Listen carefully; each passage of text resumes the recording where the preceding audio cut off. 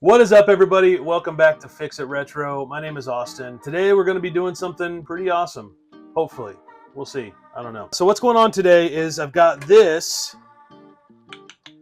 PlayStation Slim. I've got a nice white PlayStation Slim model that I just picked up from a guy from the app OfferUp. Got it for about 15 bucks. He says what's going on with it is the disk drive does not stay closed, which to me seems like that might be an easy fix. I have no idea. I haven't opened it up yet. So we're going to check this out. We're going to see what's going on with it. Hopefully everything else still works with it. Hopefully the disc lens and the laser and all that is still reading games and such. So hopefully the lid not staying closed is really our only issue with it. But we're going to find that out today. We're going to do that right now. So I'm going to go ahead and hook this thing up to a TV. We're going to find out, hopefully if I just hold the lid closed, it'll still read a game for us. Fingers crossed. We'll see. Cool, so let me hook this up to a TV and we'll get right on that. I've got it right here in front of me, as you can see. The lid is not staying closed. Don't quite know what's going on with it. It looks like maybe the little things that typically pop out and catch the little lid hook here might be malfunctioning. It might be stuck. I don't know if maybe something was spilled in the console or maybe it's just kind of gunked up, so it's stuck. It looks pretty dirty overall on the inside. It's not in the best condition. You don't really see the white ones a lot, which is kind of cool. So I think it's pretty awesome that we got this white one. Another really cool thing is it does have the security seal still intact here. So we're going to be breaking that soon, which is good because that means no one else has been messing around inside this console. So we'll be the first ones to crack this thing open. Some other things that I'm just observing, the AV out port seems to be in pretty good condition. I don't really see anything wrong with that. So far, it seems like it'll work fine, hopefully. Everything else looks fine. Network port looks okay. Power adapter, we can go ahead and actually just plug one in here. And that seems okay. There's a little bit of give in there, but that might actually just be how it is typically. I can't really think of that right now, but let's go ahead and plug in the AV cable here. We're gonna fire this thing up and we're gonna see if we get any picture, if we can load a game or anything like that. So, all right, here we go.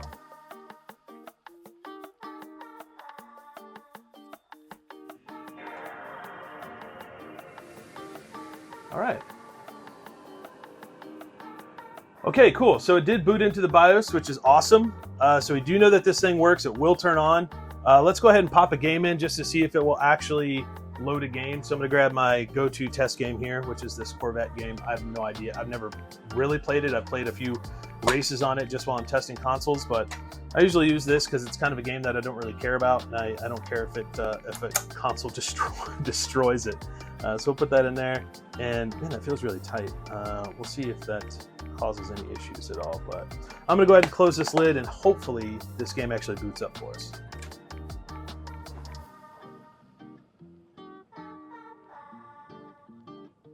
Okay, I do hear it actually moving around in there, and I hear it spinning up. The disc is still spinning. I can hear it in there. Nothing on the screen yet, though. Okay, I'm going to say this is not working. So it might also be an issue possibly with the laser. Maybe we can clean that and see if that actually helps us at all. So let's do that real quick. That might be a quick, easy little fix here. So we'll just wipe this laser down. We'll grab a Q-tip here. We'll grab a little bit of isopropyl alcohol. So we're just going to very gently just see if I can do this on camera here. Just wipe this lens down. I usually do it just in like a little circular motion, like what I'm doing here. I'm not pushing too hard or anything. And then I'll usually just flip the Q-tip and just give it another little wipe with the dry side. Okay, cool. Well, let's try it again. That would be too easy if that's what solved our problem. I do hear it spinning up again. Uh-oh. Nice. All right, cool, great news. Let's see if it actually loads into the game. Looks like it's going to.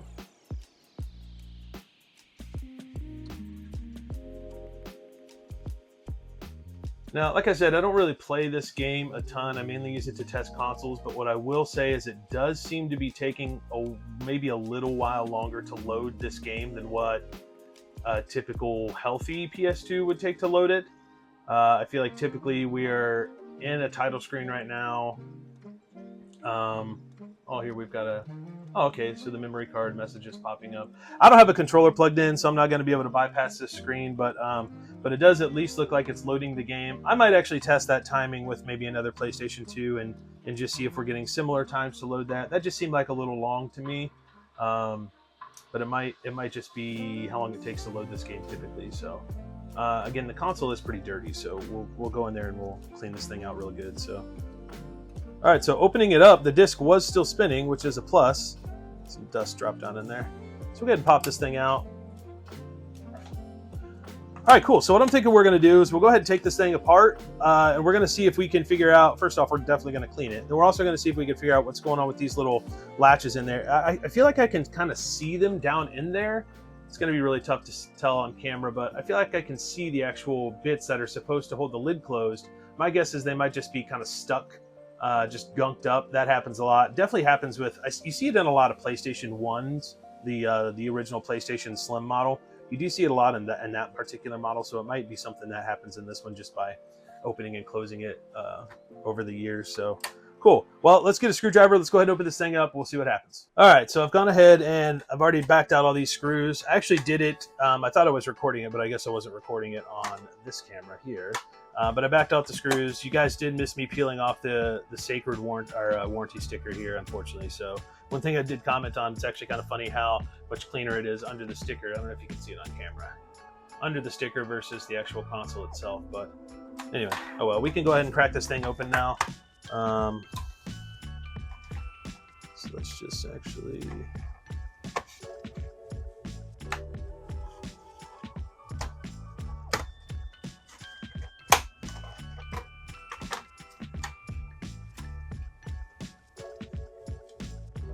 Really? You come unhooked on one side and then come hooked on the other side. There we go. All right. Wow, this thing is dirty. As you can see, lots of dust and debris and all sorts of things. So just all in this area here, way down in here, lots of dust. I mean, honestly, it could be worse. I've certainly seen worse, but this thing here is definitely in need of a cleaning, which I'm going to do. So I do like on these PS2 Slims, they seem to have reinforced this piece right here. It was a common problem with the fat PS2s, and I can't remember if some later fat PS2s, if they've actually did this, but this was a plastic piece in earlier PS2 models, the fat models, that they have now replaced with this metal piece, which this was the cause of a lot of grinding on the fat PS2 models. So actually, you know what, let's just take a look at the top lid, because that's really the issue that we're trying to solve right now. So let's see. It is spring loaded here, so the spring is still intact. Nice disgusting dust bunny there that we'll pull out. All right, so if I manually finagle this thing, does it stay closed?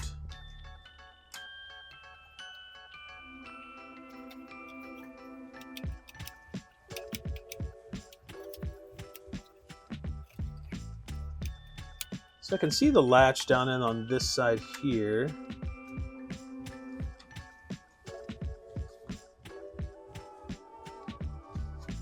I don't really see it on the other side.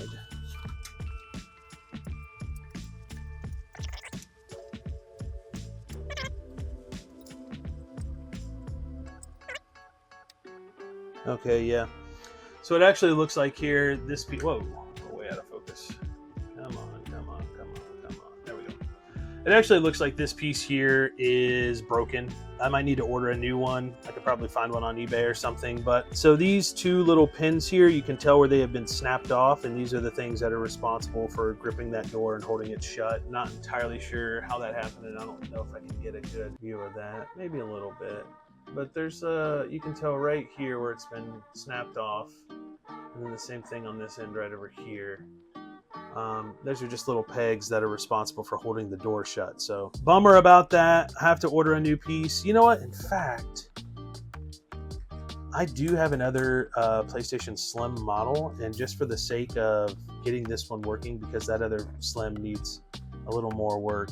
You know, I might actually break that one down, and we will steal the part from that one, and I'll worry about replacing that one a little later, because that one needs a little more intensive work with it. So actually, let's do that. Let's go ahead and we'll break that one down. We'll take this little black piece just for the sake of getting this one all cleaned up and ready to go, and see if we can get it actually working. So cool. Let me grab that one. All right, we've got the silver one here, and it does have a fully functional disc assembly, disc lid assembly, so it does seem to be working okay. It'll hold it down, so cool. Let's go ahead and take this thing apart.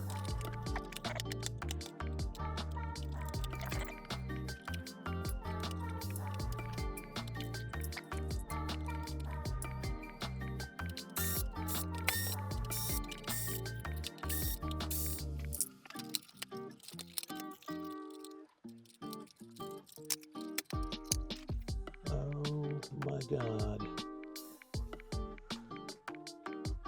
A ginormous fucking roach just fell out of this thing. Holy shit.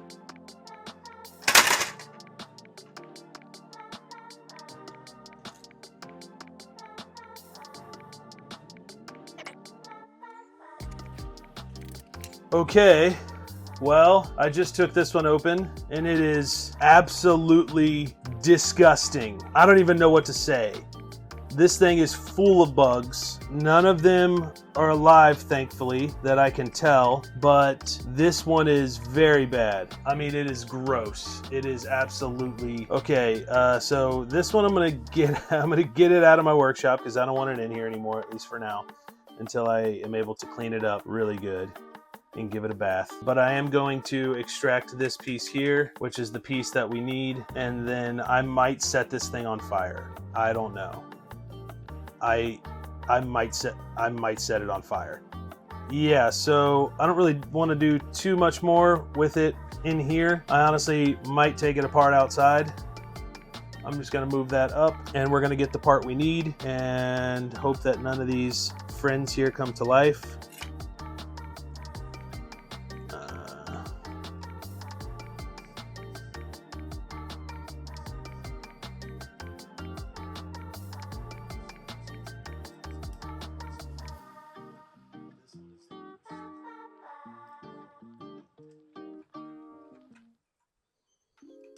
Yeah, we're just gonna get our piece there. And yeah, we're gonna put this one back at some point. So I'm gonna go set this outside and throw it in a barrel with gasoline. All right, ladies and gents, it is now the next day. This thing has been sitting out in front of a fan for the past 24 hours. I completely scrubbed down and dropped in the ultrasonic cleaner, the case. I also dropped in pretty much anything that I could, with the exception of the main board itself. The main board I just washed in a solution of distilled water with some simple green crystal, and that has been sitting out drying for the past 24 hours in front of a fan after I gave it a nice alcohol bath, an IPA bath. So if you're not familiar with that process, it's just you get some distilled water, some water that is free of any minerals and things like that, and then you drop a tiny bit of simple green in there, and then you can actually just use a toothbrush and gently scrub along the board. That's a good way to get off all the dust bunnies and get inside all the crevices that are pretty tough to get to otherwise. And then you will rinse it in a distilled water solution without the simple green, and then after that you're going to want to completely submerge it in IPA. So I submerge it in 99.9% IPA, and then after that I'll set it out in front of a fan, and that's where it will stay for about 24 hours. I could probably put it together and use it sooner than 24 hours, but I don't do that just because I want to make sure it's completely dried out and completely good before I try to run any power through the circuit. So that being said, this thing should be good to go now. It's nice and dry. I've got the case here. The case turned out really nice. It looks really clean. It looks a lot better than what it did before. And also our locking mechanism that we took from the other case is working great. That also spent some time in the ultrasonic cleaner. So we got all the bugs out of there, all the bug bits. And this piece here, again, turned out great. It's got this little scuff here, which I tried to use a magic eraser on, and it did lighten up, but it did not completely remove it, which is fine. You know, it's a used console. These things are pretty old now, so it's expected to have a little bit of wear and tear on it. So let's go ahead and put this thing back together now. Set that top piece aside for now. Before we do that, a couple things here. I do want to throw in a new clock battery. Let's grab one of those now. This is a lithium one. This thing here, this will outlive the life of this console. I'm sure. I hate opening these coin cell batteries because you peel the paper off and then they're inside their own little plastic case inside there. So I usually just cut them open like this with scissors. It makes it so much easier to access the battery. Because honestly, otherwise, I have no idea how to do it. Every time I try to open a coin cell battery, it is just a nightmare. They're like, it's like plastic on plastic on plastic inside those things.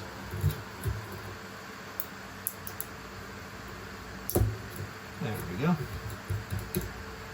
So that is a CR2032 battery. We've got that in there. Now, let's go ahead and put this thing together. Another thing that we're going to need to do is we're going to need to replace the thermal pad on this one right here. So this actually I got from Amazon. I can throw the link in the description below, but this actually comes with several different four different sizes of thermal padding here. There's another one down in there, but we actually don't need that one, I can already tell. So typically what I do, I know the PS2 Slim uses a pretty thin thermal pad.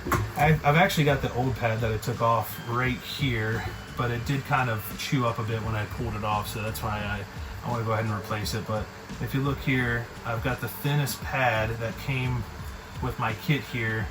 So actually what I'm going to do is I'm just going to go ahead and set these both down, and then I'm actually just going to use the old one and trace out the size for the new one. So we'll just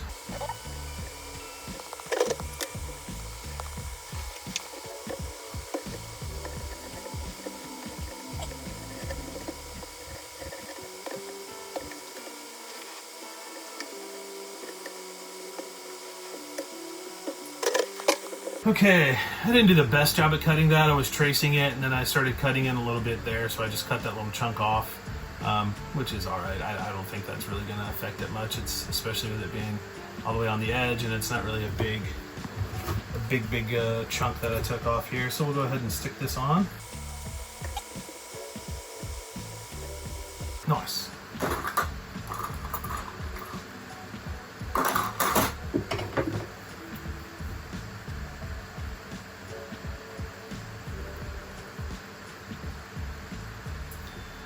Okay, now we can continue with the rest of it.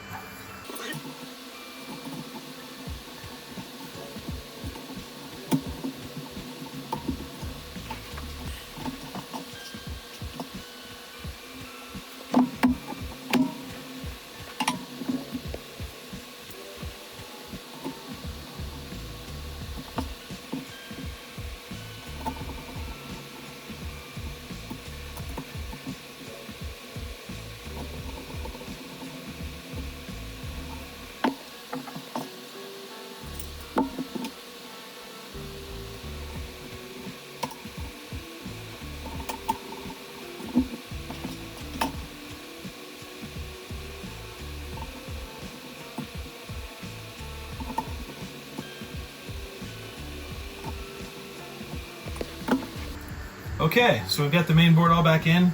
Now we just need to do the laser assembly, and then we'll also do the switch that's right over here.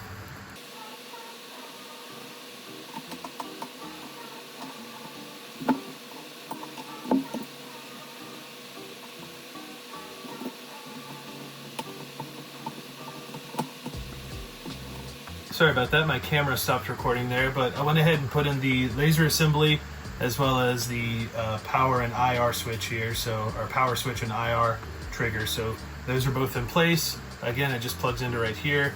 The laser assembly, you really can't mess it up. It's got the 3 plugs and they only fit into their own respective ports there. So this thing is pretty much ready. So what we're gonna do now is move this stuff the hell out of my way, and we'll go ahead and drop the top on, and we'll put the screws in.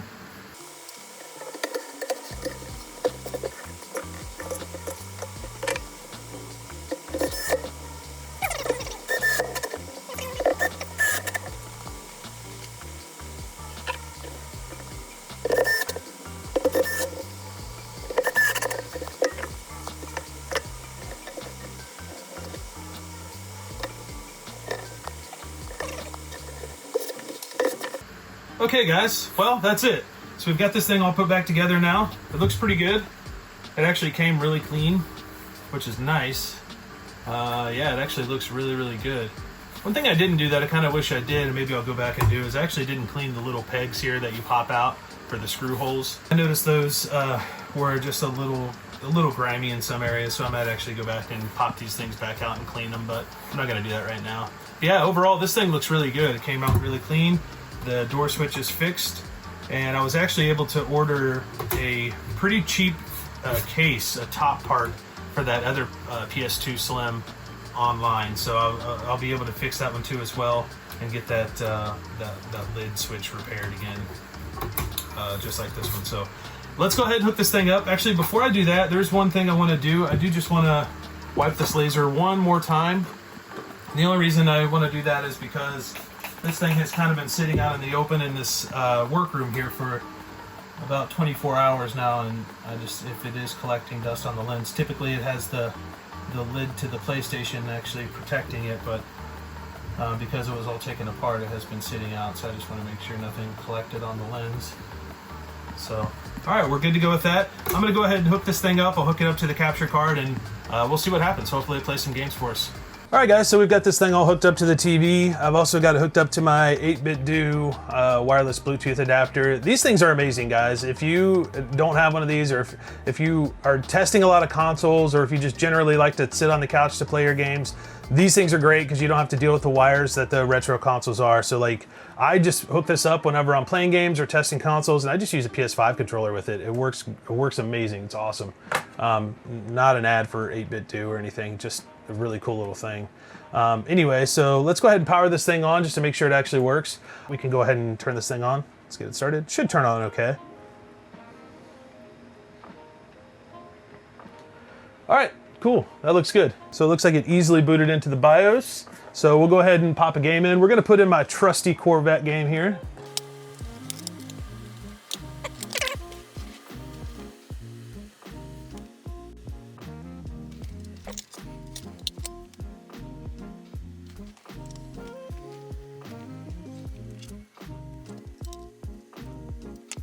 Okay, well, the disc is not spinning. I'm not entirely sure why, so I'm gonna have to probably just take this thing apart. I'm assuming that maybe there's one of those ribbon cables or flex cables that I didn't get all plugged in all the way. So it seems like maybe the drive is not getting power, because even when I hold down the door switch and remove this little disc brake back here, it still does not attempt to spin the disc. So it kind of seems to me like the drive's not getting power. I'm gonna troubleshoot that just a little bit, so we're gonna break this thing apart again. All right, so let's do just a little bit of troubleshooting here, see if we can find out what's going on with this thing. So let's see, this cable here seems to be plugged in, all the way.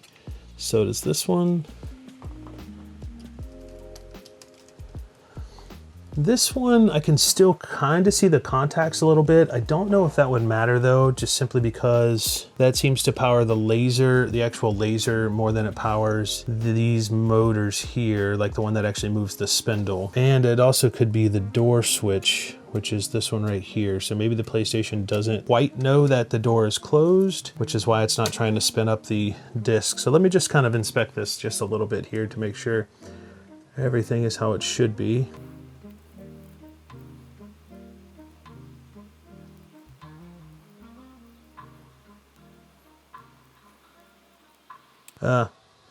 Might have found the problem here. So I'm not sure if you could tell, but this little cable here, it does have a bent contact. Let me see if I can zoom in on the camera here and you can actually see that. No, you're not gonna zoom for me? Okay. So let's see if this will focus.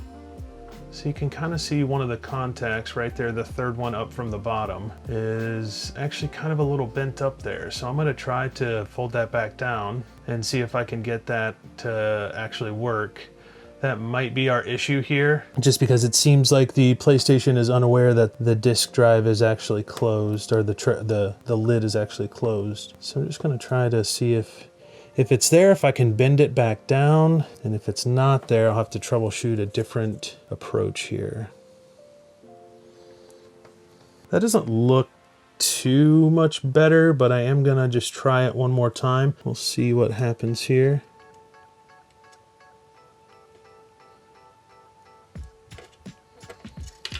Okay, let's go ahead and put in our trusty Corvette disc here. Plug this thing in.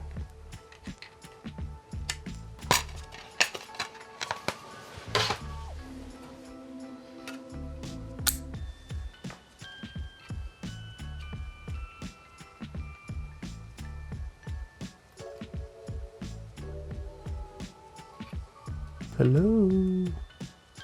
Turn on.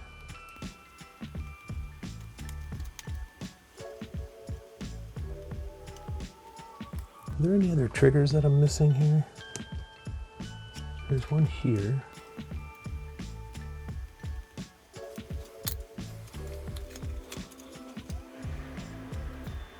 Oh, now it wants to turn on.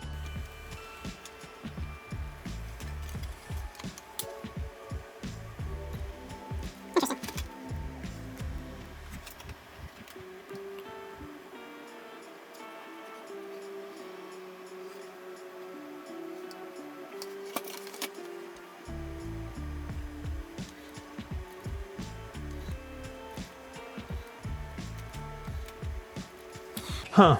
Okay guys, well I actually didn't realize this, but the PlayStation 2 Slim has 2 disc tray triggers. So it actually has 2 door triggers to ensure that the disc tray is actually closed. So there's this one right back here, right here. Okay, so there's a little switch there.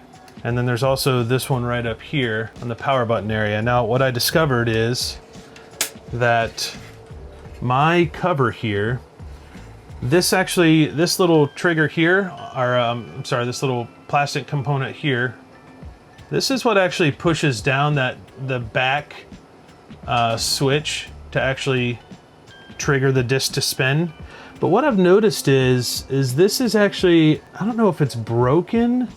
It might be broken. I'm gonna be honest, it almost looks like it's been filed down. It's the most bizarre thing. It's like somebody has sabotaged this console so it won't play games, which I guess is not abnormal. Nothing would really surprise me anymore, but yeah, this is, I'll try to get a view here. You can tell where this piece here is shorter than the piece in the back, this piece, because this is the piece that actually pushes down on that door trigger right down here. And what I've noticed is this is actually, again, much shorter. If I can get my camera to focus. This is actually shorter than the one beside it, which is this one, because it almost looks like it's been rubbed down. So just to be clear with this console, this piece here, the little locking mechanism that is responsible for holding the lid shut, both of those were broken, which I just figured was from slamming the lid down too hard or ripping the lid open. I'm not entirely sure. But then it also seems like this back here is almost been deliberately sabotaged, and I'm not entirely sure why. So I'm gonna have to brainstorm ideas, guys, to make sure this piece here, to find a way to actually extend this so it actually pushes that trigger down, because when you open this lid, that piece actually moves. So again, I'm gonna have to brainstorm ideas to push it down. I don't know if it's, well, I guess what I could do is, tamper with this switch and make it to where the switch is basically permanently closed. I don't really want to do that though, although this is my console, so it doesn't really matter. So I don't know what the consequences are to permanently disabling this switch back here and just going with this switch, because again, they both have to be closed in order to actually run the disc. So if I hold both of them, it spins. If I release one, it stops. Both of them, it spins. If I release the other one, it stops. So they do both. So it's basically a redundant system just to ensure that you can actually play the game, I guess, and the disc trigger is actually being pushed in. I wonder if Sony did that just in case maybe something broke off in the lid, because this is the little tiny peg here. So I wonder if they were like, well, what if this breaks off for people? We wanted them to still be able to play the game. But that seems kind of silly. I don't know why. But it almost looks like it's, I know it's hard to tell on video, but it does kind of look like this has just been scratched down, which is so interesting to me. Why would someone do that? I just don't know how else that would happen by accident. That is just something that, like, it doesn't look like a clean break. It looks like it's almost been rubbed down. So that's interesting. Anyway, guys, I'm gonna brainstorm ideas. I'm gonna try to figure out what I can do to fix that. Maybe get some epoxy and put another plastic piece on there and just kind of extend it out a little bit. I don't know. That might actually be my best bet. But in the meantime, I'm gonna take a break from this, and yeah, we'll figure out a way to get this thing fixed. Okay, guys, so the good news is I was completely wrong. The PlayStation 2 Slim, at least this one, does have 2 door triggers for the lid. However, I was way wrong about somebody sabotaging it. It seemed peculiar for that to happen. I don't really know why. That was the first thing that came to my mind, but I just put it back together. I think that when I put it back together the first time, maybe that pin wasn't lining up with that switch on the main board down there. So either way, I just tried it again. I started thinking about it and I was like, no, this is shorter because, you know, we need to make room for the switch that's on the board and all this stuff. So the more I thought about it, the more I was like, I'm just gonna try it again. Just gonna put it back together, and it worked fine. So all is well that ends well. But anyway, let's go ahead and try this thing again now. I have my Corvette game in. Let's start the capture. All right, we'll turn this thing on and hopefully it actually runs this time.